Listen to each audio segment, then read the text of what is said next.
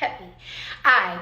So there's a lot of music commenters that like to talk shit about females. They like to talk shit, period, about people that's in the music industry and everything. But the thing about it is that it's like, before y'all become music, before y'all put a mic in front of y'all and y'all start commenting and y'all start talking shit, y'all should really make y'all research on artists that y'all talking shit about.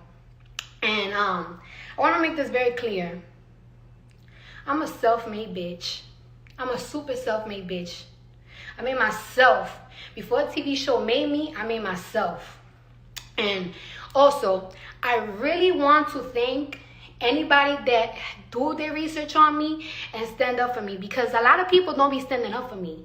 You know what I'm saying? Like, it's real popular to talk shit about Cardi, and I want to thank this girl named Damaris, because she be standing up for me like crazy, and like she be speaking for me. And like, when a man stand up for you, that's great, but when a female stand up for me, that means the world to me. So I want to give y'all a little bit of her story, all right? I want to rewind it, because I feel like my success impact y'all so fast that I don't think that y'all was with me in the 2014s, 2015s and everything. And let me tell you how Cardi B got started, right? Before I was on Love and Hip Hop, I had 2 million followers, right? 2 million followers. Mind you, my page got deleted about 3 or 4 times, because, you know, I used to pop heavy out of my mouth. I used to talk crazy out of my mouth. I started doing videos because I broke up with a guy that really broke my heart. I was going through it. I had like this anger towards men because, you know, I was a stripper. I was going through some shit and I was just fed up. So I used to go on my social media and I used to talk shit. And out of nowhere, people just started following me. I built the following. I had all y'all male rappers. I had all the male rappers following me. I had all the influencers, the female influencers following me. Bitches started calling themselves hoes and all that. I even had Kardashians following me, bitch. I had Kardashians following me. Chris Rock used to hit me up talking about he want to make a movie about my life and everything. So boom. Then I got on Love and Hip Hop. And who got me on Love and Hip Hop was my old manager. And my old manager, he wasn't no industry nigga. He ain't no industry nigga. He wasn't in the music industry, none of that shit. He used to manage DJ Self. He was a regular nigga from Queens. I told him I want to get on Love and Hip Hop. It was hard for me to get on Love and Hip Hop. But, you know, we made a storyline with DJ Self and boom, we got in there.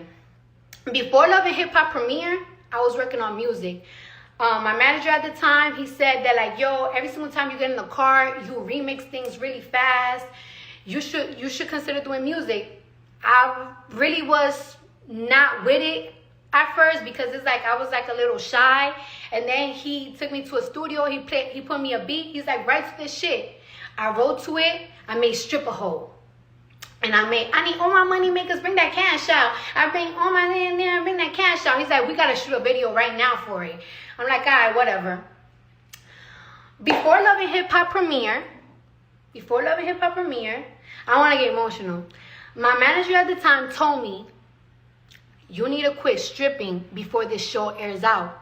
And I told him, I don't want to tell the world that I'm going to quit stripping, because if Love and Hip Hop don't work for me, and these things don't work for me, I'm gonna go back to the strip club, because there was girls that were strippers and went on Love and Hip Hop, and they said like, you know, they ended up going back to the strip club, and the bitches in the strip clubs were making fun of them.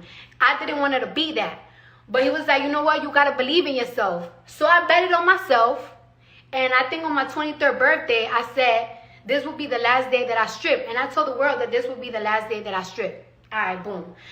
Love and Hip Hop is out, and I use Love and Hip Hop as an engine to showcase that, you know, I'm an artist and everything, because people didn't really know that I was doing music, because, you know, I was funny, but they didn't really know that I was doing music. So I'm showcasing that I'm an artist and this is what I want to do and all that bullshit.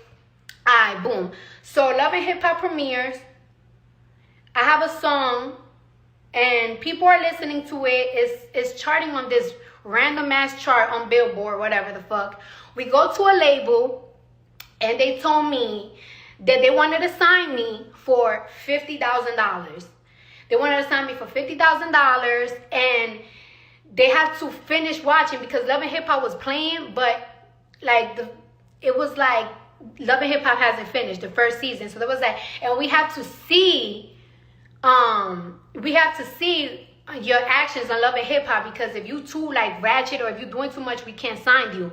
So my manager at the time told me like, nah, we're not gonna sign you for no $50,000 because they're already offering you $100,000 for season 2 of Love and Hip Hop for your second season. We're not gonna like, they're not gonna shortbread you. Alright.